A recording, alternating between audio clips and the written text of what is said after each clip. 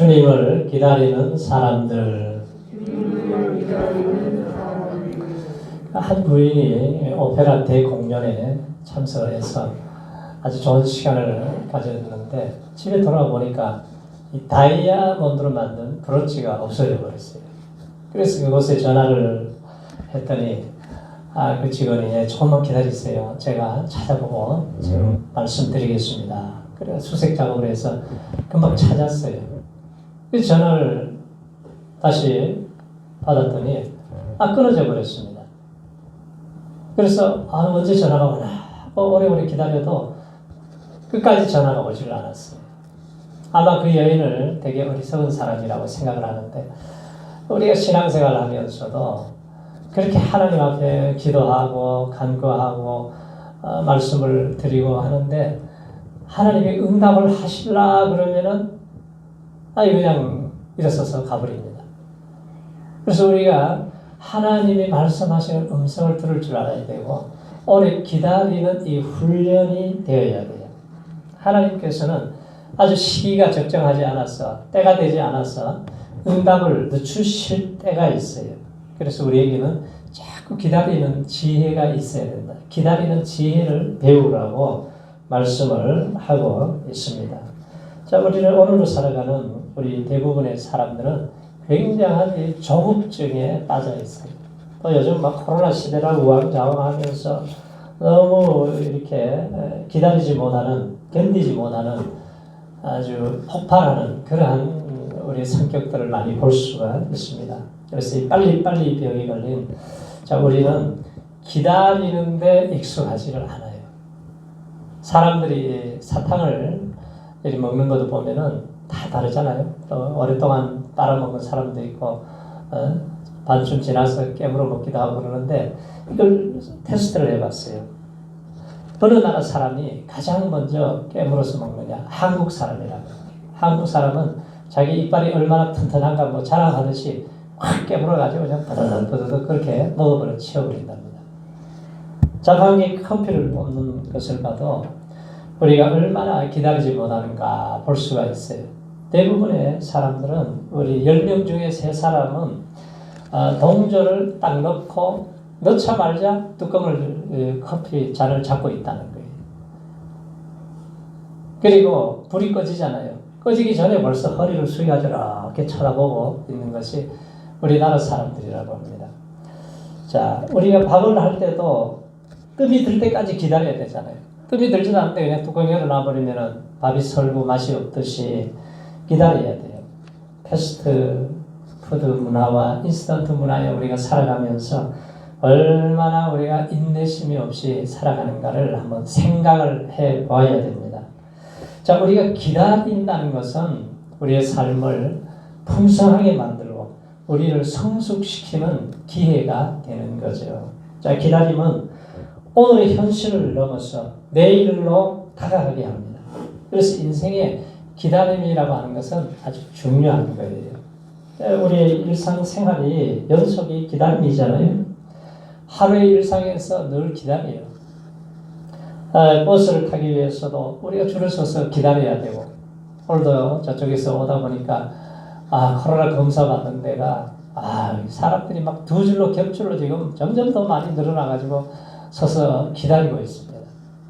인천이 보통 코로나 확진자가 한 20명 나왔어요. 보통 20명 미만 나왔는데 지금은 600명 넘어가고 있습니다.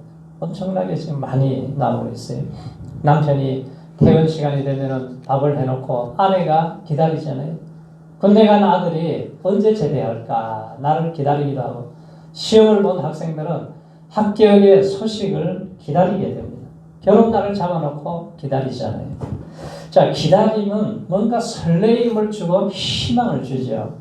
아무 기다림이 없는 삶은 무례하고 의미 없는 삶이 되어버립니다. 독일 포로 수용소에서 크리스마스가 지나가자 많은 사람들이 계속 죽어나가는 거예요. 그 이유가 뭐냐 봤더니 이번에 크리스마스가 되면은 자기가 특사로 분명히 나갈 줄 알아서 굉장히 기대하고 기다렸는데 특사가 자기 없다고 다 무효가 되니까 너무 이 기다리던 희망이 절망으로 바뀌어져서 그때부터 사람들이 계속해서 죽어나가더라는 거예요. 그래서 이 기다리면 우리 신앙생활에도 꼭 필요한 거예요. 하나님의 사람들은 다 기다릴 줄 아는 사람들이었습니다. 기다릴 줄 모르면은 하나님이 쓰실 수가 없어요. 하나님이 쓰신 사람들을 보세요. 노아도 홍수의 심판이 온다는 하나님의 말씀을 받고 나서 노아는 100년이 넘도록 계속 산에 올라가서 방주를 짓고 준비하지 않습니까? 끊임없이 기다려요. 동네 사람들이 저런 영감쟁이가 좀 미쳤나? 어떻게 해가 이렇게 쨍쨍 내리비치는데 비가 온다 그러면서 자녀들을 데리고 저렇게 고생을 시키나? 아마 여러 가지 조롱소리를 많이 들었지만 끝까지 참고 기다렸습니다. 방주가 완성되자 하나님이 문을 닫으라. 그 순간 이후에 이제 비가 쏟아지면서 모든 사람들이 멸망을 당했지만 노아의 가족만이 8명의 식구만이 구원을 받았어요. 노아 시대에 그 죄가 간영하니까 다 덮어버리잖아요. 사람들 죄의 홍수실에 다 쓸어가 버립니다. 그런데 8명만 구원을 받았어요. 그래서 끝까지 견디는 자가 구원을 받는다. 자, 아브라함을 하나님이 우상집안의 아들을 불러서 믿음의 조상으로 세우는데 기다리는 훈련을 하세요. 보통 사람들은 결혼하면 2, 3년에 지나면은 자녀가 태어나고 그러잖아요. 그런데 아브라함은 25년을 기도해도 자녀가 없는 거예요. 25년 동안 인내하고 기다리게 하면서 기도해서 아들 이삭을 주셨습니다. 그런데 큰 민족을 이루겠다고 하는 약속은 400년이 지나서 이루어진 거예요. 그런데 한 번은 조급증이 걸려서 실수를 하죠. 하가를 첩으로 취해가지고 이스마엘을 태어나게 했습니다. 이건 약속의 자녀가 아니라 그래요. 그래서 결국은 그 조급증 때문에 기다리지 못함으로 인해서 지금 이스라엘과 중동 내 전쟁은 주님 오실 때까지 계속해서 끊이지 않고 전쟁은 계속되고 있습니다. 사울 왕도 나라가 위기를 당했어요. 지금 블레셋이 막 전쟁을 해서 공격을 해오는데 제사를 드리고 전쟁터에 나가야 되는데 일주일을 기다려도 안 오세요. 그래서 자기가 월권을 하죠. 내가 제사 드린다. 야, 준비해라 그랬어요. 그래서 이 제사를 드리고 나서 사무엘 선지자 와서 보니까 이거 큰일 났어요. 왕씨 어찌하여 이런 일을 행했습니까? 내가 답답해서 내가 참지 못하고 기다리지 못해서 내가 제사 드려버렸습니다. 그랬더니 뭐라 그래요? 왕이 말씀을 버렸기 때문에 하나님이 당신을 버리셨습니다. 왕의 자리에서 버림받게 돼요. 야곱도 아내 라헬을 얻기 위해서 14년을 수고하면서 애를 쓰고 기다려요. 20년이 지나서 하나님이 거부가 되게 해서 고향으로 돌아오게 하시잖아요. 하나님이 요셉을 애굽으로 총리로 세울 때에 종으로 팔려가서 13년 동안 아주 파란만장한 삶을 살게 하시고 기다리는 훈련을 하게 하셔서 애굽의 총리로 세우지 않습니까? 모세도 그래요. 40년 동안 미디안 강야에서 훈련하고 하나님의 학교에 훈련을 해서 다듬어서 하나님이 기다리는 훈련을 하게 하셔서 위대한 지도자로 쓰신 것을 보게 됩니다. 그래서 기다릴 줄 모르는 사람은 하나님의 일꾼이 될 수가 없어요. 쓰실 수가 없는 거죠. 서정주 시인의 국화옆에서라고 하는 시가 있잖아요. 한 송이 국화꽃을 피우기 위해서 봄부터 서쪽새는 그렇게 울었나 보다. 국화꽃을 피우기 위해서도 이 기다림이 있어야 되잖아요. 기다림이 있고 신앙에도 기다림이 있어야 인생의 신앙의 꽃을 피울 수가 있습니다. 기다림이 없다면 아마 살았으나 죽은 인생이나 마찬가지가 되는 거죠. 너희에게 인내가 필요하면 너희가 하나님의 뜻을 행한 후에 약속하신 것을 받기 위함이라 그랬습니다. 자, 하나님의 신실하심을 우리가 믿고 기다릴 때에 하나님의 때가 되면은 하나님의 약속은 하나님의 말씀은 반드시 1.1에게 변함없이 그대로 이루어지게 하실 줄로 믿습니다. 오늘 성경에 보면은 시몬이라고 하는 사람이 나와요. 이스라엘의 위로자다. 그러죠. 메시아를 기다렸습니다. 이 시몬은 신앙으로 무장된 하나님의 사람이었어요. 메시아의 도래를 확신하면서 아주 끈기 있게 인내하면서 기다리는 신앙의 모델과 같은 사람이죠. 오늘 25절에 보세요. 25절을 우리 같이 한번 읽어보죠. 시작. 이 사람은 의롭고 경건하여 이스라엘의 위로를 기다리는 자라. 예, 시몬은 나라를 잃고 지금 주권을 빼앗긴 이스라엘의 위로자 예수 그리스도를 오심을 학수고대하고 있습니다. 여기 이스라엘의 위로라는 거예요. 메시아의 오심을 기다리는 거죠. 자, 예수님은 죄와 사망에 빠진 인류의 위로자로 오셨어요. 병든 자들을 치료해 주시고 슬픈 자들을 위로해 주시고 마귀의 원세에 잡힌 자들을 자유케 하시기 위해서 이 땅에 진정한 위로자로 오셨습니다. 자, 시몬은 그리스도를 어떻게 해요? 26절을 보세요. 그가 주의 그리스도를 보기 전에는 죽지 아니하리라 하시는 성령의 지시를 받았다. 그러죠. 자, 시몬은 평생 동안 예수님의 오심을 기다렸어요. 늘 예수님을 기다렸습니다. 성령님을 통해 시몬에게 메시아 주실 것을 약속하신 계시를 받았어요. 그래서 얼마나 간절히 오심을 기다리는 사람이었나. 결국은 그가 응답을 받게 되잖아요. 성전에서 메시아를 만나요. 자, 28절을 보세요. 28절 우리 같이 읽어보죠. 시작. 시몬이 아기를 안고 하나님을 찬송하되 주제 이제는 말씀하신 대로 평안히 놓아주신 내 눈이 주의 구원을 보았습니다. 이제 내 눈이 주의 구원을 보았다는 기다림이라고 하는 것은 시몬으로 하여금 의롭고 경건한 신앙의 사람으로 만들어준 거예요. 우리의 신앙이 세상에 뭐 조금만 있으면 그냥 곤두박질 쳐버리고 우왕좌왕하고 이 길을 쫓아갔다 이 길을 쫓아갔다 그러는데 시몬은 그러지 않았어요. 주님께 중심을 딱 잡고 주님을 기다리면서 주님을 소망하면서 그 신앙이 자꾸 하나님을 닮아 경건한 사람, 아주 의로운 사람으로 바뀌어지게 되었다는 거죠. 그래서 인격적으로 하나님을 경험하면서 동행하는 사람이 된 거예요. 그래서 신구약 중간 시기에 말씀의 빛이 없는 아주 캄캄한 세상에서 의롭고 경건하게 산다는 것이 쉽지가 않잖아요. 그 시대마다 우리의 삶에 풍랑이 일어나고 나라에 어려움이 올 때가 있어요. 그럴 때마다 하나님은 우리의 신앙이 진짜인지 가짜인지 구별하시죠.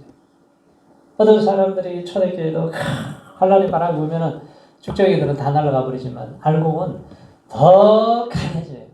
더 핍박 가운데 더 하나님을 의지하고 하나님 앞에 기도하고 아주 뭐 목숨을 걸어놓고 나가면은 세상이 감당하지 못하는 사람으로 변화되어 버립니다. 자, 시몬이 우연히 성전에 갔다 아기 예수님을 만났어요. 얼마나 감격적이었겠어요. 아기 예수님을 안고 찬송하면서 경배하는 모습을 보십시오. 그래서 간절한 기다림이 없이는 우리가 기대할 수가 없고 주님을 만날 수가 없어요. 그리고 성탄절을 어떤 마음으로 맞이하시겠어요? 시몬처럼 기다리는 사람만이, 우리가 사모하며 기다리는 사람만이 우리 주님을 만나게 되는 거죠.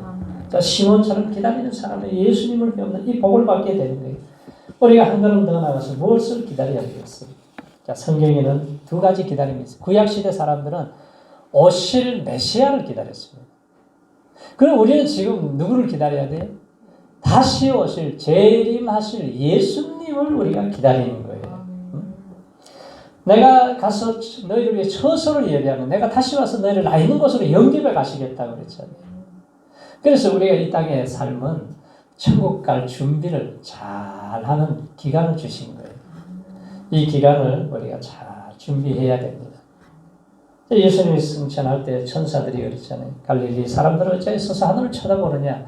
내가 너희가 보는 가시를 본 그대로 다시 오시겠다고 약속을 하셨어요. 성령의 계시를 받은 시몬은 예수님의 초림을 맞이하는데 성공을 했습니다. 우리는 다시 오실 예수님을 잘 맞이할 준비를 잘하는 지혜로운 다섯 처녀처럼 기름 준비 잘 하시기를 축원합니다.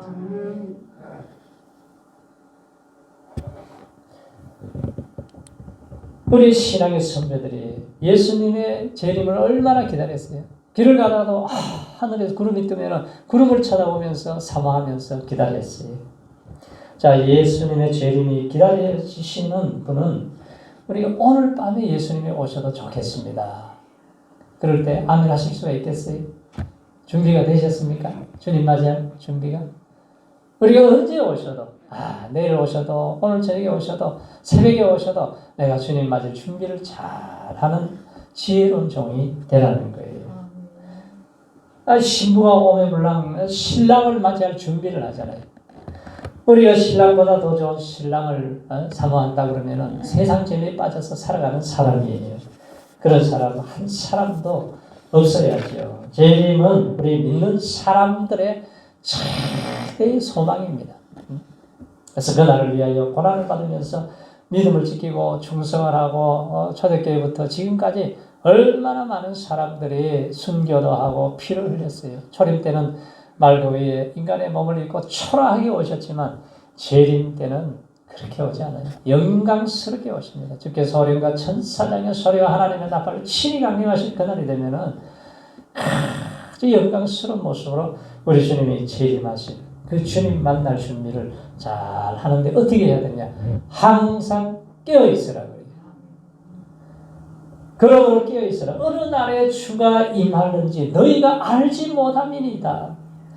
이러므로 너희도 준비하고 있으라. 생각지 않은 때에 인자가 온다. 도적이 오는 것 같이 오신다는 거예요. 그래서 늘 우리는 준비하고 있어요. 만일 우리 성도님들의 삶이 한 3일밖에 남지 않았다 그러면은 3일 후에 예수님이 재림하신다 그러면 뭐 하고 사시겠어요? 3일 동안. 어떤 분은 새벽기도 하겠다 그러기도 하고 어떤 분은 열심히 내가 전도도 하고 봉사도 하고 가족도 사랑하고 열심히 한다고 여러 가지 얘기를 하겠죠. 자, 그걸 언제 해야 돼요? 바로 지금 그 일을 하라는 거예요. 우리가 3일이나 무슨 30년이나 다 똑같잖아요. 금방 지나가잖아요. 그날이 금방 찾아온다는 거예요. 내일 일을 너희가 알지 못하는도다. 너희 인생이 무엇이? 너희는 잠깐 보이다 없어지는 안개와 같다 그랬습니다. 우리가 지금 중요한 일은 뭐예요? 바로 해야 되는 거죠. 세상에는 3가지 금이 있다고 그래요. 그 금이 뭐냐고 그랬더니 황금, 소금, 지금이라고 그래요. 지금이 그렇게 중요한 거죠. 이 말씀을 듣고 감동을 한 어떤 남편이 아내에게 문자를 보냈어요. 여보, 이 세상에 3가지 중요한 금이 있는데 한번 맞춰보세요. 그랬더니 잠시 후에 아내에게 답신이 왔어요. 현금, 지금, 입금 이렇게 왔습니다. 그랬더니 잠시 후 남편이 아내에게 문자가 왔는데 방금 조금 입금했시오. 그렇게 왔더라는 거예요. 자, 우리가 지금부터 우리가 재림을 기다리는 성도가 되어야 됩니다. 자, 기다림은 결국은 뭐예요? 하나님께 영광이 되고 하나님께 영광에다 초점을 맞추고 살아가는 거예요. 자, 30절로 32절을 같이 읽어보겠습니다. 30절부터 자, 시작. 내 눈이 주의 구원을 보았사오니 이는 만민 앞에 예비하신 것이요 이방을 비추는 빛이요 주의 백성 이스라엘의 영광이니이다 하니. 자, 시몬이 감격해서 예수님을 안고 찬양을 하고 하나님께 감사를 드립니다.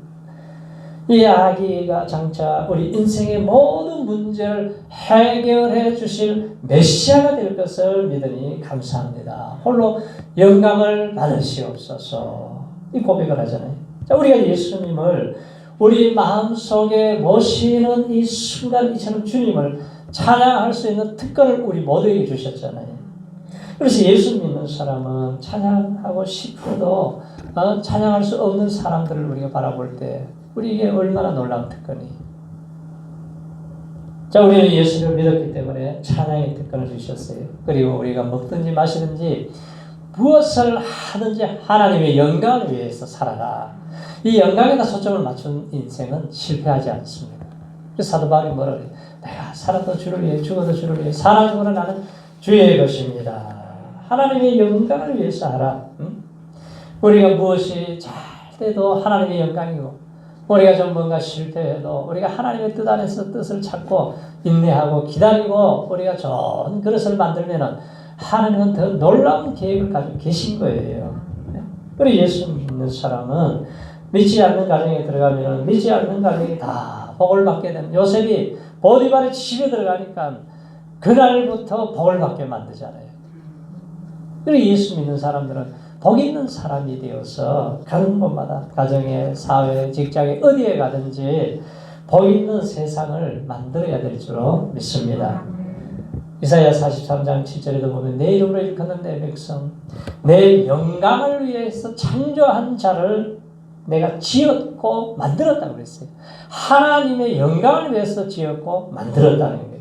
그래서 어떻게 하든지 우리는 하나님의 영광에다 초점을 맞추고 성탄절을 통해서도 또 우리의 모든 삶에 하나님께 영광에 초점을 맞추세요. 그러면은 쓰러진 사람도 다시 회복이 되고 일어나게 되는 거예요. 장로교 창시자 존 칼빈은 전 생애를 통해서 가진 모토가 있었어요. 하나님, 내 심장을 즉시로 진정으로 당신께 드리겠습니다. 심장을 내 인생을 내 심장을 드리겠다고 그랬어요. 미국에 가면은 많은 명문 대학교들이 있잖아요. 근데 그 사람들이 다 신앙의 사람들이 하나님 앞에 기도하고 하나님의 영광을 위해서 세운 학교들이 전 세계적으로 다 명문 대학교가 되었습니다. 하버드 대학교가 1636년도에 창설이 되었어요. 요한복음 14장 6절 이 말씀을 모토로 삼았습니다. 내가 길이요 진리요 생명이니 나로 말미암지 않고는 아버지께로 올 자 한 사람도 없다. 이 말씀으로 세워진 학교가 하버드 대학교입니다. 예일 대학교는 1701년도에 창설되었는데 학교 교문이 시편 43편 3절을 딱 써놨어요. 주의 빛과 주의 진리를 보내시어 나를 인도하시고 주의 거룩한 산과 주께서 계시는 곳에 이르게 하소서. 프린스턴 대학도 1746년도에 학교 마크가 신구약 성경으로 되어져 있어요. 그 외에도 많이 있죠. 그래서 이 모든 우리의 삶의 중심, 우리의 인생의 중심이 하나님의 영광에다가 초점을 맞추고 살아갈 때 이 학교들이 세계적인 학교가 되고 우리의 가문이 세계적인 가문을 만들어주시고 내 인생도 하나님이 말씀을 삼가 잘 듣고 지켜 순종하면 세계 모든 민족 위에 으뜸이 되게 하시겠다. 이것이 하나님의 약속이에요. 그래서 하나님의 사람들은 하나님의 영광을 돌리는 동방복사 보세요. 동방복사 이방나라 먼 나라에서 아기 예수님께 경배하려면 몇 달 동안을 숙식을 해야 되고 경비가 많이 들어가고 모든 일을 다 중단을 해야 돼요. 그런데 하늘의 별을 바라보면서 크게 기뻐했다고 그래요. 그 기쁨을 가지고 아기 예수님께 찾아가서 경배할 때에 황금을 드리고 뭐랄까 유황을 드리면서 경배하잖아요. 그렇게 드린 것으로 아마 아기 예수님이 그 어릴 때에 피난 가가지고 생활할 때 생활을 잘 할 수 있었을 거예요. 그리고 그 헌신이 얼마나 놀라운 축복이 되었습니까? 빛으로 오신 우리 주님, 평화의 왕으로 오신 주님, 나를 구원해 주신 하나님의 은혜를 우리가 사랑과 이 은총에 대한 감사함으로 이 찬양이 넘쳐나는 성탄절이 되시기를 축원합니다. 다시 오실 주님을 우리가 소망하고 우리가 기다리는 거예요. 하나님은 자꾸 인내하면서 기다리는 훈련을 시킬 때가 있어요. 오늘 막 너무 조급해가지고 다툼이 일어나고 분쟁이 일어나고 싸움이 일어나고 그러잖아요. 그러나 우리가 인내하는 사람들은 폭풍이 막 휘몰아치면은 또랑또랑 막 시커멓게 물이 흘러가지만 바다 깊숙이는 아무리 태풍이 쳐도 물이 잔잔하게 조용히 흘러가잖아요. 그리고 여동치는 세상에 살지만 하나님의 은혜를 입고 내 마음에 하나님의 큰 평안으로 충만한 믿음으로 승리하는 우리 성탄절이 되시기를 축원합니다. 할렐루야.